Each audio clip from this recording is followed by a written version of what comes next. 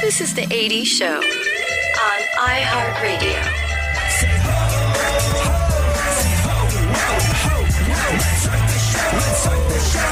Let's go. Come on, let's go. Say ho, ho. Say ho, whoa, ho, whoa. Let's start the show. Let's start the show. Let's start the show. Let's start the show. Yep. Monday, we meet again. Yet this time, the advantage is mine. I rarely say that on a Monday. Usually Mondays are days where I'm crawling through the day, dragging myself through with considerable amount of resentment. Not just for the fact that I have to come in to work, but for pretty much everything and everyone. That being said, there's something about for one instance in your life getting enough sleep that'll make everything look significantly brighter, even on a Monday. And I don't know what happened. I really don't know how it worked out, but I had a really good weekend. Didn't do anything super special. Just managed to do some stuff that took my mind away from the daily grind in the workplace. The 14 hours of soul-destroying drudgery that that we commit under fluorescent tubes as we piss our lives away for the man. Oh, yeah. Oh, now I'm mad at Monday because I'm getting a giant echo coming back to me. Oh, no, it's gone. Yay! Monday, you are my friend yet again. Funkhouser's having a Monday. For some reason, while he's trying to monitor the station, there's Spanish talk radio coming back, which is an interesting... No. That's Middle Eastern talk radio. Oh, my mistake. Yeah, see, como no. But here's the thing. On these rare instances that you do actually manage to get what you're supposed to out of a weekend, it is wonderful and it is restorative. And for some weird-ass reason, the planets aligned this weekend. And not only did I manage to take my mind off the soul-destroying drudgery in the workplace that we do from Monday to Friday to live, thrive, and survive and give the people that matter the most the best we can, but I also managed to get to sleep at a reasonably decent hour last night. And oh my God, the difference it makes in your life is fantastic. I have this bed. I endorse this furniture company for one of the other stations I work on. And I got a bed from them. And I don't know about you, but the last bed I purchased, I was like 23 years old and it had fallen off the back of a van somewhere and it was like slightly damaged. And I think it was about $150 and it was comfortable, but I also had a lifetime of insomnia. And finding the right mattress and, believe it or not, the right pillow actually made a huge difference in my ability to get good quality sleep on this thing. You want to know what's weird, too?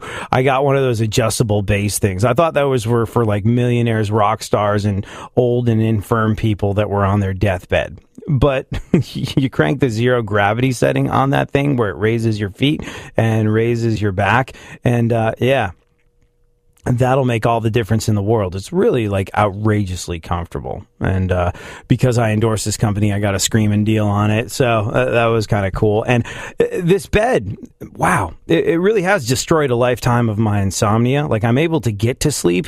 It's just the part where you get enough hours of sleep, where you get into bed and get your head down on the pillow in time to where you're not going, oh God, I have to get up in 4 hours. Come on, sleep. For whatever the hell reason, it all worked out and I didn't have to deal with that this morning. So, feeling surprisingly chipper about this Monday, and I can only hope that you have somehow, against all odds, managed to feel surprisingly chipper about this Monday yourself. I hope you're having an awesome one. I hope you're ready to kick this Monday directly in the nuts and be like, oh yeah, Monday, what the hell else do you got? I'm ready for you, you bitch of a work week. I hope that's the attitude with which you are taking on today. And if it's not, I encourage you to try and adopt that attitude. It'll make things go a little bit easier. Today in the show, I have this idea that if I ever have a kid, specifically a daughter, I will allow her to start dating. I'm not going to put an age limit on it. I'm not going to put I'm not going to say when you hit this grade, you can do, and I will be that father. I will be that father that sits on the porch with a shotgun waiting for my daughter to be brought home if I ever have one. I'd be like, oh, we said 10:30. It's 10:31. Son, which kneecap do you feel like you're going to need less as you go through life? That'll be me. But I've decided that if I ever have a daughter, the time that she can start dating will not be predicated on the age or the grade or any of those other features. No, it will be predicated upon when she gets her black belt. When you get your black belt in your martial art of choice, you're allowed to start dating. Yep, that's how it's going to go. And I found a very interesting story that completely supports my theory on this. Also, speaking of daughters, Amanda Bynes has gone cuckoo for Cocoa Puffs once again. And rather than have a joke at her expense, I thought maybe we'd talk a little bit about how we treat those with mental issues in this country.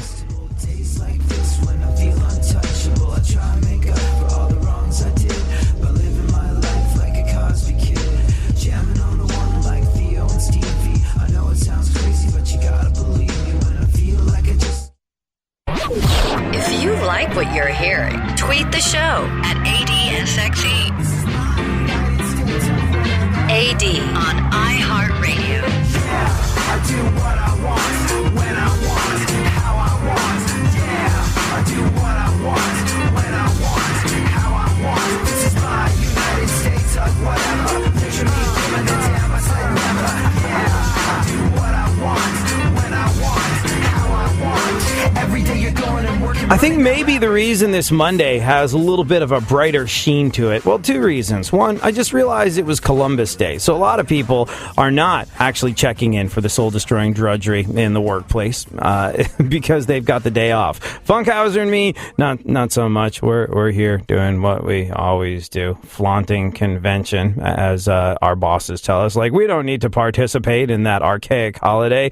What was Columbus other than a guy that sold indigenous people off to slave trade? And actually, they didn't say that, but I do think they think the idea of having Columbus Day off is a rather antiquated idea. But I think you kind of pick up on the vacation-y vibe when there's less traffic on the road coming in or something like that. That might be why this Monday has a little bit of a better feel to it than most other Mondays. Also, Funkhouser has with him something that is rather special to him. He brought his girlfriend in because she, unlike us, has Columbus Day off. So, yeah, she's a regular person. Yeah, she's a regular. Ooh, what's that like? Wow, you live with one of those? That must be kind of cool. Some of the regular must rub off occasionally. That's why you're so well balanced. But, like, yeah, Funkhouser brought his girlfriend in. I have my puppy Homer here, and so we both have some of the things that we care about the most with us in the studio. Funkhouser's girlfriend doesn't fall asleep under the desk, but Funkhouser also doesn't have to worry that if she wakes up after her nap, she's going to walk around the studio claiming things the way Homer the puppy would if he wasn't sleeping. But you never know. Anything can happen. Yeah. Sometimes, though, in the office, I do feel like, okay, come on, I put pens in this thing every single day. I don't know what you idiots do that you don't ever have to write anything down. Must be nice, but I occasionally have to write things down. Where the hell did all my pens go? You inconsiderate a-holes. I hope you all get cancer. This is what I say to myself when I find my jar of pens empty in the studio every single morning, despite the fact that I refill it every single week. Now, in those instances, I do find that I do sort of get so frustrated that I would like to resort to territorially urinating around the things that I feel I own or put in place in the studio. But, you know, this being a society, that would be frowned upon. That would not be observing normal socials. That would not be observing social norms. So I used to work with this dude who would chew on pens and then, like, leave them for people. Oh, maybe I'll start doing that. I don't know. Maybe I'll just like, I gotta be careful what I say on the air about what happens in the building, because I could have one of those uncomfortable HR meetings where they're like, yeah, we frown upon putting pens that are used by everybody in that particular orifice. I'm like, oh God, really? Okay. Fine. We should probably actually get into the show. Shall we discuss the events of today in our segment, My Witness News, Funkhouser? Okay. All right. Usually I ask how you are, but you're obviously great. You've got the girlfriend in. You're heading off into the. You're heading off after the show to do some errands, which implies a little bit of time off. That's cool. Yeah, we did spring cleaning this weekend, and now I have a bag of clothes I can donate or sell to the trendy clothes store that no longer fit me because I'm fat now. You know, you always talk about getting fat because of you eat cereal at night, therefore you got fat. Yep. A lot of milk. Do you ever think that there's a chance that you're going to stop eating cereal at night? Maybe be able to fit back into the clothes again and regret turning them in? Or, and I say this with love and affection, is this one of those situations where you move in with someone that happens to be female and has significantly better taste than you, where she goes, yeah, you know that stuff that you wear? Some of it you don't need anymore. It's a little of both, actually. I mean, I have stuff that's like 10 years old. Right. And she's like, it kind of looks good on you. And I'm like, it's just like from the Bush era. I got to get rid of it. I have some 90s clothes, things that I've been wearing since I was a kid. And I have, I'm not a hoarder, but I have a hard time throwing out clothes and donating clothes. I don't know why. I think it's because you kind of attach memories to them. Like, oh, I got this when, I was on tour in Oshkosh, Wisconsin, and, I split my other pants doing, scissor kicks on stage and needed to get something quickly to go on stage with. That's how I got this pair of jeans. And I've seen items like that I've been sentimentally attached to come in and out of style a couple of times. I've had some of them so long, 15 years now, to where I'm just like, A, I can fit into the same clothes I did 15 years ago. That's kind of cool. B, I've seen this go in and out of fashion 3 times, so why the hell am I going to get rid of it now? It'll be super hip and awesome later on in life. Yep, and I'll just continue to pay $200 a month for the storage space. Yeah, that's my problem. I do have a sentimental box, though. I've been picture framing my T-shirts, and that's been coming in pretty cool. Oh, really? Yeah, the old punk rock T-shirts. They're now frames. That's pretty badass. I've seen people that make a quilt out of punk rock T-shirts or whatever T-shirts they had, stuff that they can't wear or fit in anymore, but they have quilts made out of them, and they're kind of pricey, but T-shirt material for the most part is super comfortable, so they're supposed to be remarkably good to snuggle up in. Anyways, what's going on in the world? Man, did you hear about this? There's news about Jay Leno in the news. Jay Leno is hosting a car show on CNBC. Right. First episode will reportedly feature him cutting Conan O'Brien's brake lines. What else?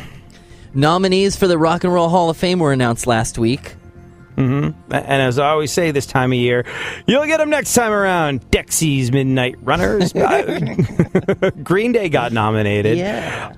It's funny because people are like, wow, I feel old. Green Day got nominated. And I think the reason you feel old is, besides the fact that Green Day came out 25 plus years ago. Here's a weird thing about that. We're at a weird period in musical history where all these bands that have been huge are still making records. Like Metallica, still making records. Green Day, still making records. Pearl Jam, still making records. All these bands that have been around for freaking ever, they're still doing stuff, and people are still listening to it. It's not like, it's out on Rhino Records being released, through, I don't know. It's not like you're buying them from the Home Shopping Network because their career has dried up and gone away.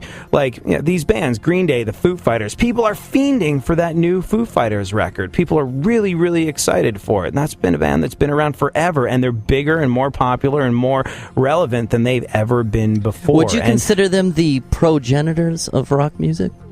Would I consider I believe you'll find that if you listen to the iHeartRadio countdown, well, Led Zeppelin is the progenitor of classic. Yeah.